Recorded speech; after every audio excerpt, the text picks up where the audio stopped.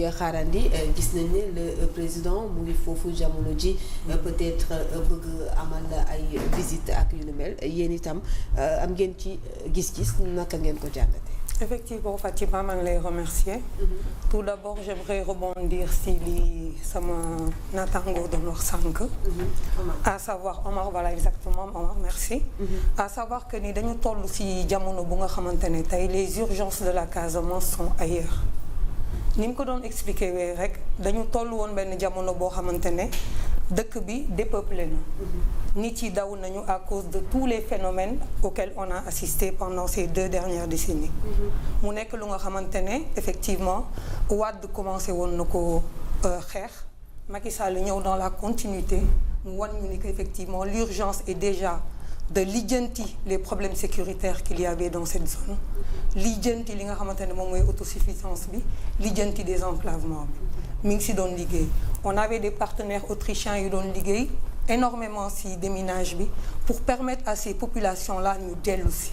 parce que population bu dellu see tamit il faut mu am lu nga xam ne moo ko fay téye li ko fay téye moom mooy ñu retrouver seen luxe d'antan. Casamance toll woon nañ fi période bu nga xamante ne ils avaient une autosuffisance en riz. soxla wuñu woon benn grain wu ceeb di jóge Dakar di yegg foofu et ça c'était une satisfaction bu nga xam ne c'était national, c'était vraiment le vivier du Sénégal. Il faut qu'on retourne en fait à ces sacerdoces là. Il faut que ñu xam région bu nekk lan la yellool ñu jox ko ko. damay rafetlu quand même tournée économique bi parce que qui dit tournée économique dit écoute, dit entente, di recensement entre guillemets des besoins et des attentes de la population. xëy na bu ñu ñibbisee c'est là qu'on pourra vraiment en juger par rapport à la pertinence ou pas mooy li nga xam ne moom la ñuy proposer les Sénégalais et les Casacés. Au jour d'aujourd'hui c'est un foyer bu nga xamante ne bu ñu ko développer comme il faut, comme on dit les gens n'ont pas besoin de def Jakarta. ñun ñëpp on sait que de tout temps les gens nous disaient bu nawet bi jotee damay bàyyi kenn déggatu ko. Au contraire, c'est un flux permanent d'un côté vers l'autre. ni ñuy fixer les populations yi nag du ay wax du ay promesses du leneen ak leneen. C'est vraiment des actions concrètes dans la lignée de tous ceux qui ont précédé ce mouvement-là. Senghor a œuvré dans ce sens, Abdou Diouf a poursuivi, Abdoulaye Wade a apporté sa pierre à l'édifice. Macky Sall bu mu ñëwee moom infrastructure moo doon forum jéem na def lu mu mën en termes de désenclavement, jéem na def lu mu mën en termes d'infrastructure, de santé, de ponts, d'autoroutes et autres. Nous, ce qu'on demande au jour d'aujourd'hui, c'est qu'il y ait une rupture dans la continuité, rupture dans la façon de faire et de présenter les choses, mais une continuité dans les réalisations qui ont été mises en place. On n'a plus le droit de reculer. Le monde est en marche et il faut qu'on se mette dans ce sillage. Après, si on prend l'exemple d'artère ou nañ ko teeru ma ko, pour moi, c'était pas l'objectif. S'il a besoin de masse ou s'il a besoin de voir en fait peser son poids politique au jour d'aujourd'hui, c'est pas par une tournée économique qu'il va le faire. Il aura d'autres occasions de le faire. Au jour d'aujourd'hui, ce que j'attends du président Diomaye, c'est qu'au retour de cette tournée-là, on nous donne des perspectives concrètes et pour les populations qui y vivent et pour ceux qui ont l'intention de s'y installer. Parce que war na mën a nekk un flux de nit yuy jóge Dakar di ne ñu ngi dem investir en Casamance parce que am na lu ñu fa gis sur le plan du tourisme, am na lu ñu fa gis sur le plan de l'agriculture, am na lu ñu fa gis sur le plan de la transformation de nos produits. Parce que matière première yooyu ñëpp ñu ngi koy joytu. dañu war a transformer suñu lii waruñu jël anacarde bi di ko jaay noonu mango bi mu ngi yàqu et cetera. Mais ce sont des pistes de réflexion yu nga xam ne pour man le débat se trouve là-bas. Il faut qu'on arrête à chaque fois qu'on a vraiment l'intention de sortir la tête de l'eau, que nos politiciens nous ramènent encore à des débats strictement personnels et des débats politiques.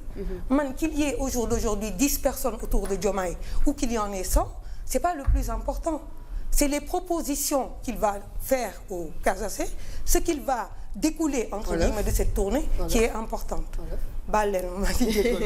Donc loolu moom moo am solo si nit yi en fait ñu wax ñu réellement lan la Casamance yi mën a espérer si gouvernement bi fii ak 2029 di jot. Pour man priorité yi foofu la nekk. Merci beaucoup, c'est important ci li mu daal di daanale sëñ Saliou ci résumé bi sëñ Saliou li nga xamante ne moo di visite bi na ko gisee. waaw c'est une bonne chose. C'est une bonne chose que le président de la République se déplace dans les localités du Sénégal lu baax la président de la République jékki-jékki daal di génn Dakar génn capitale bi dem ci yeneen zone xool lan moo fa nekk. ndax dina am ay impact économique yu am solo yoo xamante ni si dina fa judd. ci déplacement bi nga xamante ni si président de la République déplacé wu na ko dem tey jii nii dans le sud. ñi nga xamante ni si dañuy politique bokk ci parti politique yi notamment les apéristes ils vont dire que voilà li muy dem di ko xooli ji ñun la c'est nous qui l'avons fait dafay ngénte doomu jàmbur yi te du gërëm seen baay waxal ko c'est la continuité ñeneen ñi dinañ wax ni defu fa lu mu fay xooli ji mais da ngay xool ni bi muy campagne il avait dit même qu'il pensait faire de Casamance la grande région deuxième capitale du Sénégal bokkoon na ci ay promesses électorales am kon tey buy commencer tournée économique mu commencer ko foofu jàpp naa ne lu jaadu la bu dee da nga koy analyser ci facteurs yu bari da nga koy jël ci wàllu politique en guise de reconnaissance ak ci parti bi nga xamante ni ci la bokk d'ailleurs bañ na ko ba bi mu fa demee dafa dem seeti ji yaayu Ousmane Sonko ak famem HLM Néma parce que am na loo xamante ni si mu ngi koy joxe comme ay réponses politiques ci ñi nga xamante ni si il n'arrive toujours pas à voir clair dans ce qui se passe il est accompagné de certains ministres, le ministre des Forces armées, le ministre de l'Intérieur, le ministre de la Santé, le ministre des Infrastructures aéroportuaires ñu doon et le ministre Déthié Fall mu yor infrastructure ñu doon ministre yoo xamante ni yaakaar naa ni atelier wu le plan Diomaye bi nga xam ni c'est 50 et quelques milliards daf ci am rôle yu ci ministre yooyu noonu yore yu am solo parce que le secteur touristique ku ci mel ni SAPCO tey jii zone Kafountine Abéné bi nga xamante ni si war nañ ko doon zone de requalification bari yu ñu fa war a def sur le plan touristique au niveau de l'aéroport Cheikh Bamba Dièye mu ngi fa infrastructure aéroportuaire yi pour assurer la fluidité du transport maanaam dem bi ak dikk bi sur le plan aérien bëri na loo xamante ni si lancé na ko fa ci loo xam ni dafa war a jëm ci luy dundalaat gox boobu parce que le président Macky Sall dafa am programme bu mu tëlaloon mooy sur le plan équité territoriale président Macky Sall daf ci def lu bari ci ay piste de route ak ay infrastructures yu am doole ci axe yu ni demee les zones les plus reculées tey jii le président Diomaye Faye peut-être c'est la vision de Ousmane Sonko de dire que voilà je suis un fils de cette localité am na taxawaay boo xam ne war naa ko ci am na lu mu am mais am na lu mu ñàkkoon parce que mënuñ wax ci zone Casamance bi te on ne peut pas parler du ñu wax perturbation yi fa amul tey stabilité mu ngi am na lu bari loo xam ni sur le plan de l'équité territoriale de yenn gox yu bari daf leen ci raw. Très bien. Donc président ni dafay dugal 50 et quelques milliards déjà loolu de ma vision personnelle dama jàpp ni dafa ndaw bu dee la grande région de la Casamance moom ngay wax dafa ndaw parce que y a Kolda y a Sédhiou et cetera donc boo ko répartir par nombre de départements tu prends 50 et quelques milliards nga dugal ko fa ce n'est pas du tout assez. Voilà ce n'est pas du tout assez kon nag war nañu gën a bu demee xëy na ba gis la dimension de la localité ci période bu nga xam ne du période de campagne bëri na yu mën a def dina tax mu gën a am gis-gis par rapport ak plan wu suqali gox boobu noonu la mais tout compte fait nañ ko yemale dans le cadre économique. mu doon wàllu liggéey parce que le président fi mu toll nii campagne looguñu ko. ndax dañ ko waaye on lui a donné un mandat de 5 ans période politique ak période de campagne yaakaar naa bu demee ba 2029 la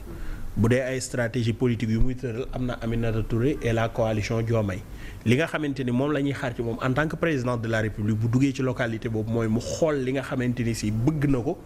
jotoon na ko fa teg et tamit la continuité de l'État am na lu mu koy exiger loo xam ni président Macky Sall defoon na ko fa ak fi mu toll mu jël beneen taxawaay daal di koy gën a accélérer pour l'utilité de cette localité usagers yi ñu mun ko jariñoo jërëjëf merci beaucoup sëñ Saliou ci jamono joo xamante ne daanaka gis nañ ne peut-être que koom gi demeewul noonu ci réew mi ay jafe-jafe la ñuy nemmeeku surtout actuellement ak le front social yu nga xamante ne ku ci nekk yaa ngi yëglu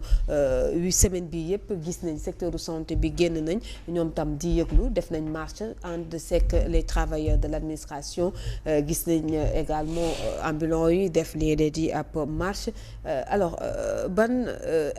appréciation ngay def également sur la situation économique bu réew mi. waaw bon appréciation bi je crois que c'est une appréciation partagée comme ni nga ko waxee je crois que boo jëlee secteur yëpp sa gooñ am na ay difficultés et loolu aussi c'est dû aussi à la situation financière et économique du pays parce que président waxoon na marge de manœuvre quasi inexistante je crois que wax nañ fi ay matt yu tooy ak yooyu yëpp di wane ne réew mi am na ay difficultés financières avant nag ñu ñëw au pouvoir dafa amoon ay acquis si yenn secteur muy soit secteur de la santé secteur de l'éducation ñoo xam ne amoon nañ ay acquis si yenn revendications yi donc il fallait aussi ñu état bi mën leen concevoir seen revendications yi mais aussi accepter leen et valider ko de toute façon c'est-à-dire commencer li nga xam ne tënkoon na ko mu mun ko matérialiser pour fay leen maintenant nag vu la situation actuelle parce que jusqu'à moment où je vous parle on n'a pas encore reçu des fonds de la FMI donc li ñuy def yëpp mooy di leb autour du marché sous-régional mooy le marché de l'UEMOA loolu yëpp day wane ne encore une fois la difficulté économique bi nga xam ne réew mi moo ngi koy traverser maintenant nag ñoom en tant que le pouvoir c'est-à-dire le président de la République et le premier ministre ñoom ñooy xool ci ban secteur la ñuy def ak ci yan conditions la ñuy sukkandiku pour mën a solutionner le problème des Sénégalais parce que ñoom ñoo wootee les Sénégalais pour ñu fal leen donc ñoom nag ñoo war a xool yan solution la ñuy def pour mën a génnee Sénégalais yi si guute gi ñu génn je crois que récemment def nañ benn avancée par rapport à la diminution du prix du carburant ak yooyu ñoo ngi leen di xaar aussi si li nga xam ne moom mooy si wàllu dund gi parce que dund bi seer na ñoo ngi leen di xaar si yeneen secteur aussi le loyer yeneen code d'activité malheureusement wàññi nañ carburant bi yaa ngi koy wax ñu rafetlu ko loolu waaye des na parce que amul impact maanaam njeexital ci askan wi nga xamante ne mooy jënd li leen di ticket ci biir bus bi wala ticket ci biir fi nga xamante ne moo di rapide bi parce que transporteurs yi bañ nañ wàññi li nga xamante ne moo di njëg bi. waaw xam nga loolu Fatima du yow yaa ko mën lijjanti du man maa ko mën lijjanti nous avons un état donc état bu foofu la ñuy waxee bu ñu waxee man kay xam nga ne yoruma nguur. waaw effectivement man yoruma nguur man ab taskatu xibaar la man kay loolu mënuma ko lijjanti nag moo tax ñu toog fii invité la nga ñëw nga wax fii tamit. waaw loolu man la bu nekkee loolu am na ñoom état bu ñu wàññee carburant ñoom ñoo war a wàññi ñi nga xam ne seeni acteurs lañ pour ñu mën a def li mu bëgg. c'est-à-dire que l'État a ce rôle loolu mooy rôle fondamental am mooy améliorer les conditions de vie des populations wàññi na carburant yi pour les transporteurs donc daf la war a contraindre les transporteurs ñu wàññi les tickets pour que comme ni nga ko waxee mën a am un impact sur la population léegi nag loolu c'est à loolu ñoom ñoo ko war a def. Très bien alors Abdou. Abdou sa yaay ji ma koy toj. wax dëgg kat.